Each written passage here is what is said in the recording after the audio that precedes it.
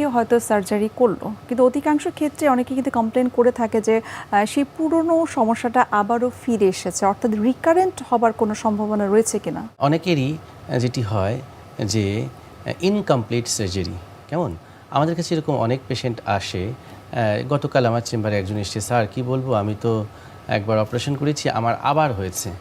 আমি কি হয়েছে, যে আমার আবার নাকের হাড় পেকে গিয়েছে। তো আসলে হাড় কিন্তু বারবার বাঁকবে না, ঠিক আছে। এই রিকার কথাটা কেন, রিকার হাড় যদি বাঁকাটাকে আমি সোজা করি, সে আনটিল আবার কোনো ট্রমা না পেলে কিন্তু সে অটোমেটিক্যালি আপন গতিতে কিন্তু সে আবার বাঁকা হয়ে যাবে না। তাহলে সমস্যাটা কোথায়? সমস্যাটা হচ্ছে যে ফার্স্ট যে সার্জারিটা করা হয়েছিল সেটাই ঠিক মতন হয়নি। এখন ধরুন যদি আমি ইনকমপ্লিট সার্জারি করি, আগের দিনে যেটি হতো ম্যানুয়ালি আমরা সার্জারি করতাম, একটি হেডলাইট দিয়ে নাকের ভেতরটা ম্যানুয়ালি আমরা করতাম, কিন্তু এতে করে যেটা ড্রব্যাক, যে 100% কারেকশন করা সম্ভব হতো না। পেশেন্ট একটু আরাম পেত সাময়িকভাবে, দেখা গেল যে ডেভিয়েশনটা যখন 100% কারেকশন না হচ্ছে, ধরুন এই যে বাঁকা, এখন আমি বাঁকাটাকে ঠিক করতে পারলাম না, হালকা ঠিক করলাম, হ্যাঁ একদম ভেতর দিয়ে আমি দেখলাম না একটা সিটি স্ক্যান করে, আগে এন্ডোস্কোপ মেশিন তো আগে ছিল না।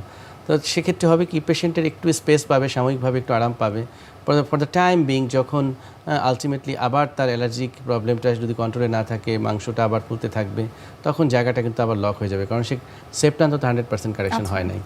তো আমি তখন আমার সেই পেশেন্টটাকে গতকাল চেম্বারে দেখলাম, এবং আমি যখন অ্যান্টেরিয়র অ্যানোস্কোপি মানে নাকের ভেতরটা আমি স্পেকুলাম দিয়ে দেখি প্রথমে যে কী অবস্থা।